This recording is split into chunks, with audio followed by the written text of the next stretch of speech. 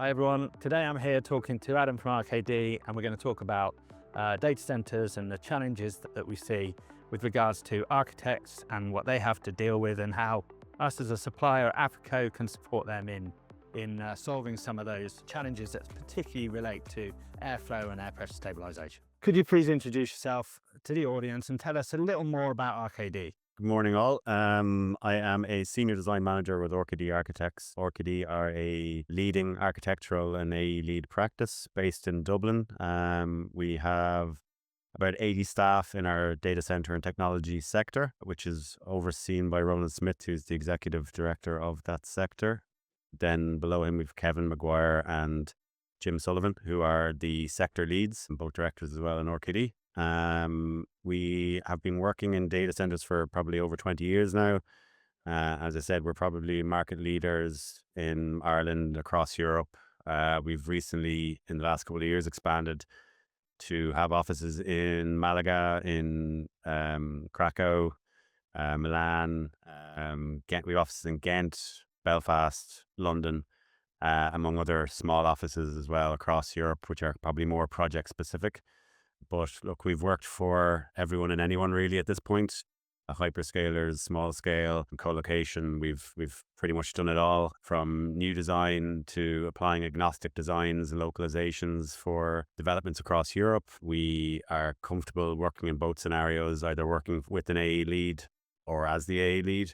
We are primarily an architectural practice, but in this particular sector, we tend to take projects along with the client, bring in our own consultants. We don't have in-house engineering or other disciplines. We bring them in with trusted partners to help us manage and run projects. How is demand for secure, reliable data storage creating kind of complex designs and engineering challenges for you and your business? Look, the need is there. I suppose everyone, even those who are somewhat against it, many people, particularly in Ireland, they're against data centers, or data centers are almost seen as a bad thing. But when you explain it, like everything from legal and medical information to your social media content, is all required storage. So the more we have, the better. Things, and then coming down the line with AI, the demand is only growing, and it's gone up in a massive curve in recent years because of AI and the continued development of it. So look, I think once you start explaining why the need is there, people kind of start to understand it. There's their own challenges, infrastructure, utilities, all that kind of stuff, that there is a drain. But as we move forward, the demand is only going to get higher. So there are challenges to overcome, and particularly in certain countries. Ireland, the electrical grid here needs substantial development. The growth of the data center industry has declined recently because we're kind of at capacity, or perceived to be at capacity. I know the government are working away in the background. Obviously, the interconnector with France, when that comes online in a couple of years, obviously there'll be more steady power, but the internal infrastructure needs further development as well to facilitate it. Across Europe, there are plenty of other countries that don't have the same power issues, but some of them have their own issues in relation to water. And so look, there's plenty of challenges, but we are, I suppose from our perspective and from the design team's perspective, they're challenges which we have to overcome through engineered solutions. Sure. Understood. Absolutely. So I guess one of the other challenges is kind of downtime.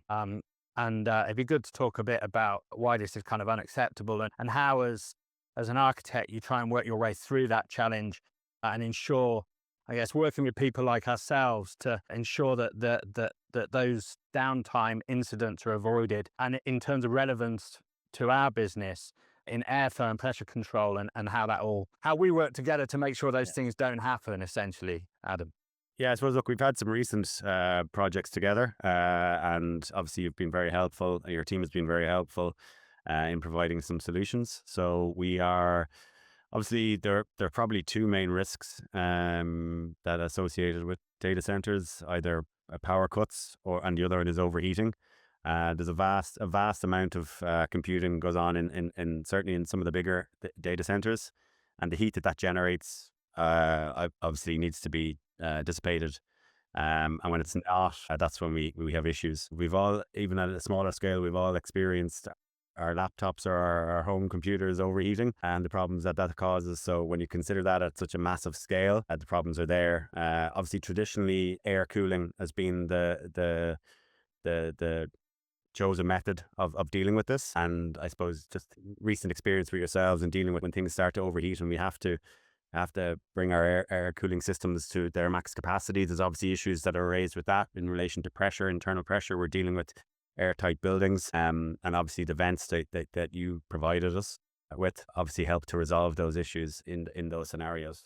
The other areas that we work with you guys on involves pressure stabilisation as well. We haven't particularly had a project as such together, but it's something that we would support you on, of course, moving forwards. And that involves kind of ensuring doors will open and close properly. It'll ensure that you've got airflow movements within a data center as well. I guess the thing here is to make sure you get the projects and the solutions right before the projects are actually implemented and the contractors are building them, so that you don't get issues later, which then mean costly downtimes, which can impact the revenue, the money side of a data center, but also ensuring that it's easy and effective to run those particular data centers as you move forward.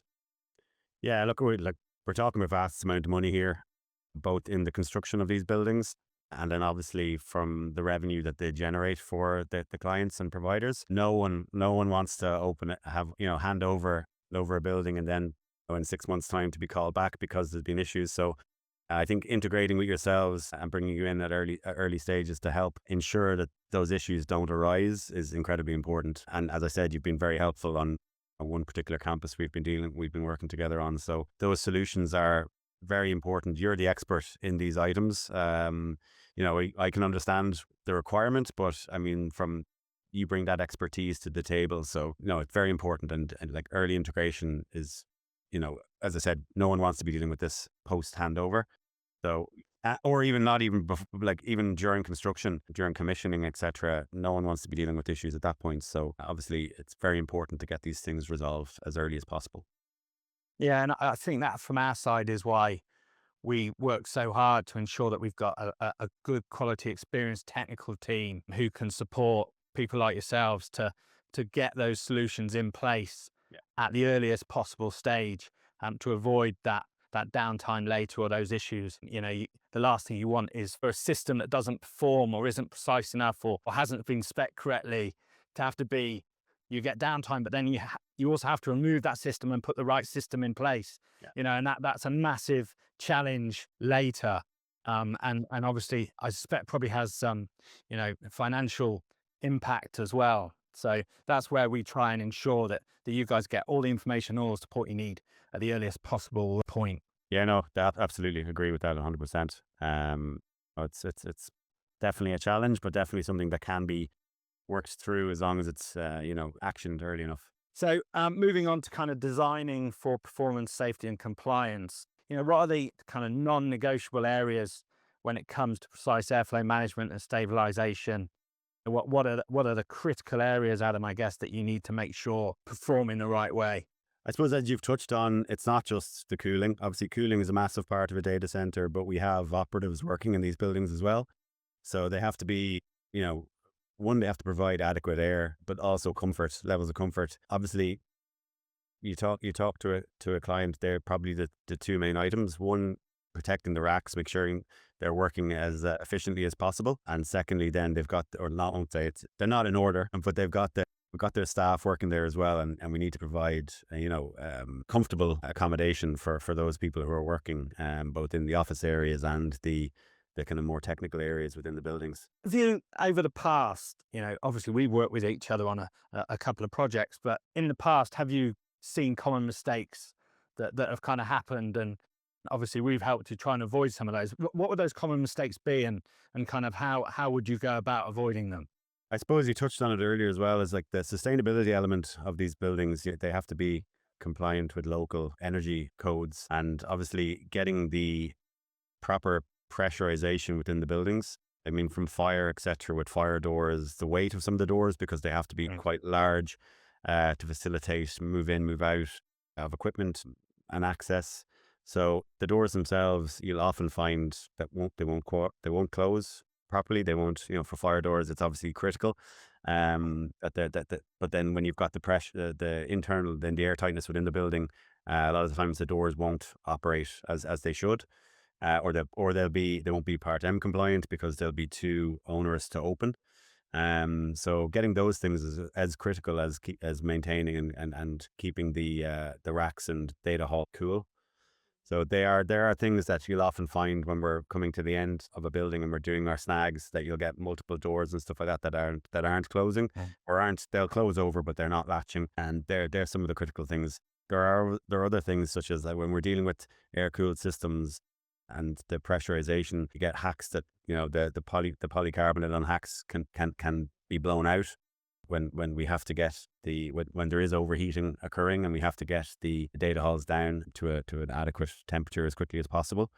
So things like that, having those pressure relief dampers and vents in place, they're things that are probably more prominent these days, but were maybe overlooked in years gone by. People have learned as they've gone along that these issues arise. I mean, we've been doing pressure relief and air pressure stabilizers for 20 years, a lot of the time in more in the fire side of things. So we're used to doing these pressure relief and pressure management areas. I think it seems in data centers that's kind of been, that experience has been built up over the last few years. But in terms of data centers moving forward, how do you see kind of the industry going, and I guess specifically related to cooling? There's a lot talked about liquid cooling now in the industry. Yeah, I suppose there seems to be where we'll eventually be going. I mean, this is liquid cooling is it's replacing air cooling. I think for the foreseeable, we'll be kind of probably dealing with hybrid systems, where you have a mix of liquid and air cooling, and probably liquid cooling for the machine learning element or the high density areas. But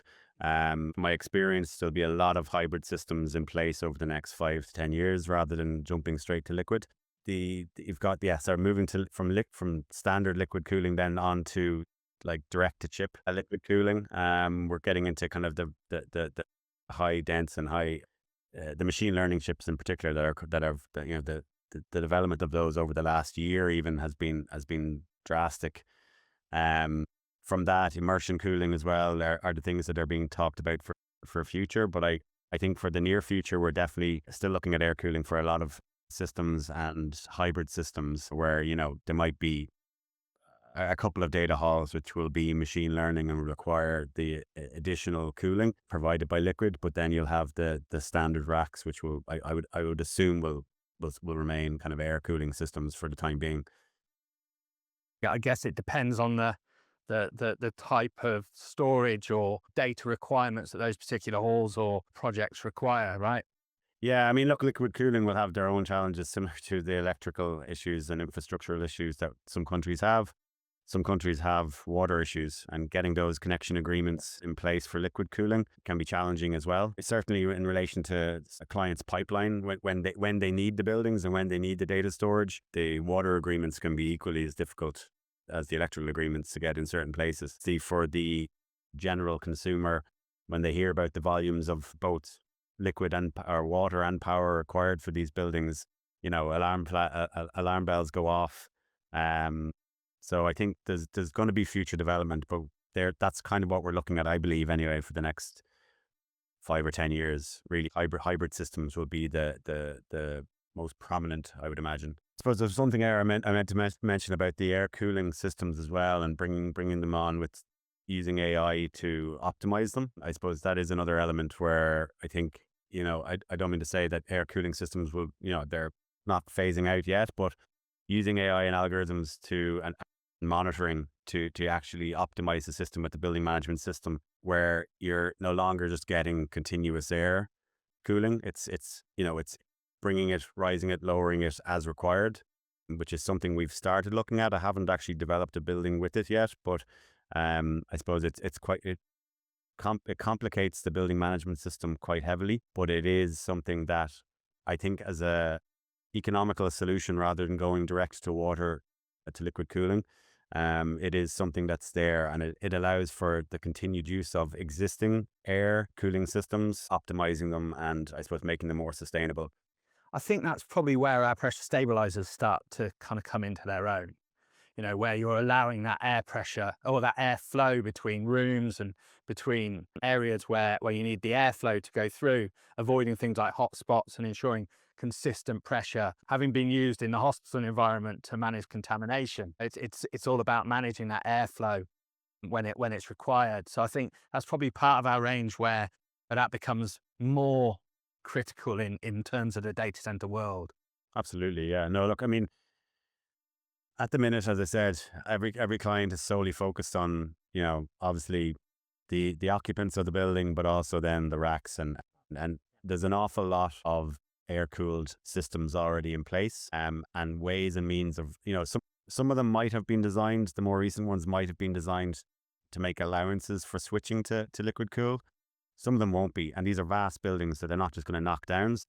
Being able to retrofit a part of a system that allows the management of the existing air cool system and optimizing them, making them more sustainable, that will be an important aspect as well, because the carbon that's locked into the buildings and that's already there, the stock that's already there, no one wants to see them buildings just being knocked and rebuilt to whatever new systems are going to be in place. So finding systems that can be retrospectively added to these buildings to make them more sustainable. We value that significantly our end as well in terms of sustainability. We try and source all of our materials where possible in the UK, give or take some of our steel, of course, which we have to buy in from elsewhere. But generally, all of our suppliers are UK based, and we're obviously a UK manufacturer. So we pride ourselves on as much sustainability in terms of our production process as possible. And then, of course, add to the fact that they're all mechanical devices in the main, apart from our gas extraction system.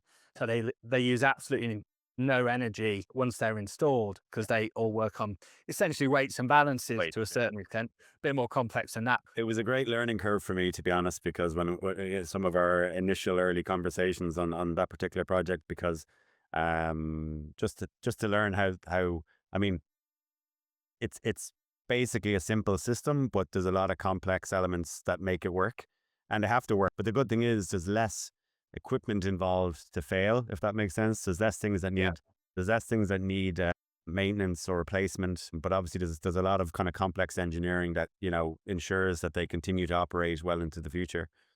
Yeah, and it's the precision piece as well. It's making sure that if you want an event to open, if we say event opens at 70 pascals, you guys from an architectural perspective and from an end building perspective, you want to be sure that those open at 70 pascals and are fully open at 100 pascals. Yeah. You don't want them opening at, say, 50 pascals, releasing too much air.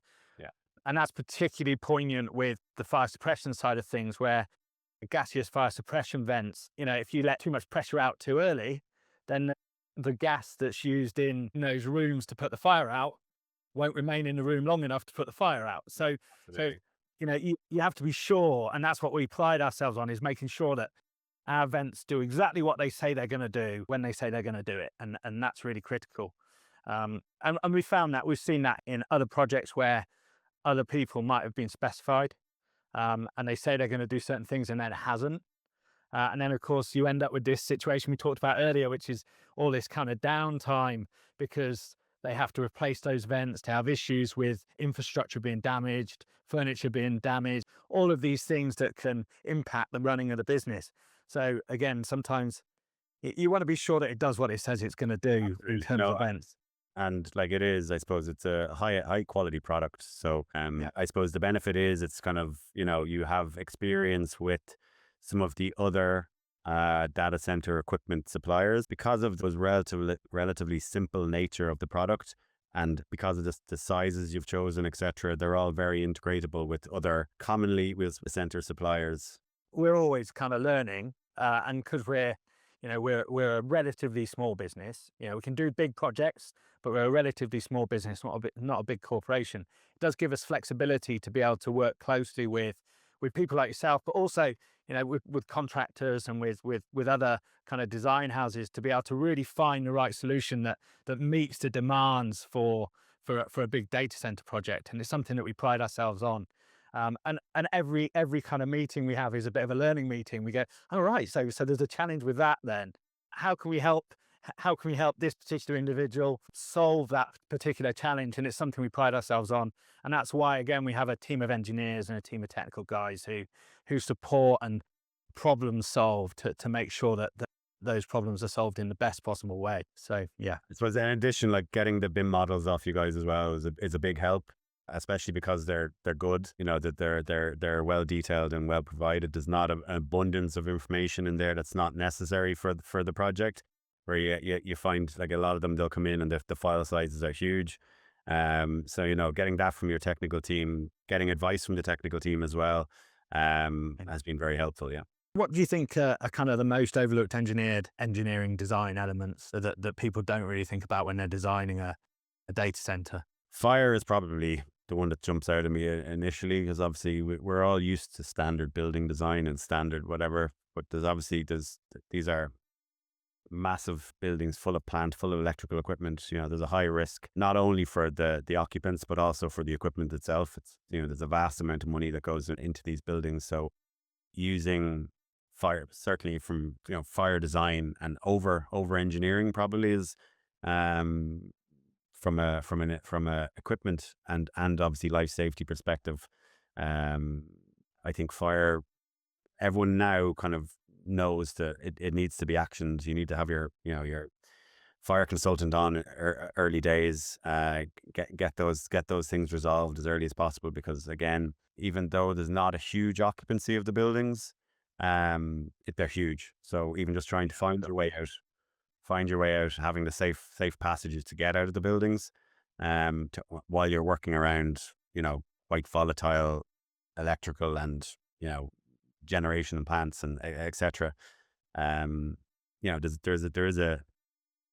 is a danger there, but then also protecting the equipment, because it's a lot of money. Another reason why you need the air pressure to be right, as well as the fire systems being right. You want the doors to open if they need to open. It's the stairwell in tall buildings scenario again, where they pressurize these stairwells to protect the escape route, but if you over pressurize them, you can't open the doors. It's the same kind of scenario. Again, that's the pressure stabilization part of our portfolio. We're also finding though that there are more people working in these buildings than there used to be. There used to be kind of like an ops team and some maintenance and a few IT and security. Now that there tends to be more staff and certainly more office space in the buildings. So there is, I think, you have your hyperscalers with staff that are very much used to, working in offices for these companies and, having the luxuries, the comfort levels. So that is kind of coming a bit more to the front here, where you do have bigger numbers of staff. Why should their office space be any different than the headquarters office space and facilities that they have? So their levels of comfort are obviously being actioned or, respected, I suppose. So in modern times, than they would have been. Or they were just big boxes, and they might have had a small office off to the side and a security room beside the entrance. But you'll find that there is, there could be 100 people now in some of these larger data centers. So that aspect is definitely being considered more. Finally, just what is your advice to anyone beginning a data center project, Adam, in terms of what they need to consider? It's infrastructure, really, initially. What's available, is the electricity available? Is because people have started implementing on-site generation, etc. But realistically, that those systems are using gas unless HVO is readily available, which in Ireland particularly it's not. There are other places where it is readily available, and maybe on-site generation makes more sense. Having the water requirements, local authorities, and then it's they're all the kind of is the councils and governments of a specific area. Do they see the benefits of data centers? Has it, like in the UK, where they've become critical infrastructure, as they should be, because going forward with education of the average Joe, everything, no matter how little social media you use, the benefits of having these data storage facilities on island or in country are massive. But then obviously you're getting into the machine learning element, and the AI element is just going to, the requirement for these buildings is going to go through the roof over the next 5 to 10 years. Unfortunately, they're not the most attractive buildings. So obviously the placement of them, you want to be close to major infrastructure and major cities. But I think finding suitable locations for them in whatever they are, retail park or not retail parks, but business parks and campuses, having, as I said, the internal infrastructure and utilities in place to service them. And then that they are really the kind of the long term and the challenges that exist already. As the need grows, I think the stance of people and government will change, obviously, because this is for the benefit of all. And even those reluctant to use ChatGPT or whatever, they'll start. And then once they start, they probably will continue to use it on a daily basis. It's changing the way everybody's working, isn't it? ChatGPT. 100%. Absolutely. Adam, I really appreciate you spending the time with us and talking through your perspective of design and engineering when it comes to data centers. We've really valued working with you and RKD over recent projects, and I'm looking forward to working with you again in the future. Absolutely, yeah. No, looking forward to working with yourselves as well. And as I said, I'll try and get you in as early as possible to make us look good. Brilliant. Thanks, Adam.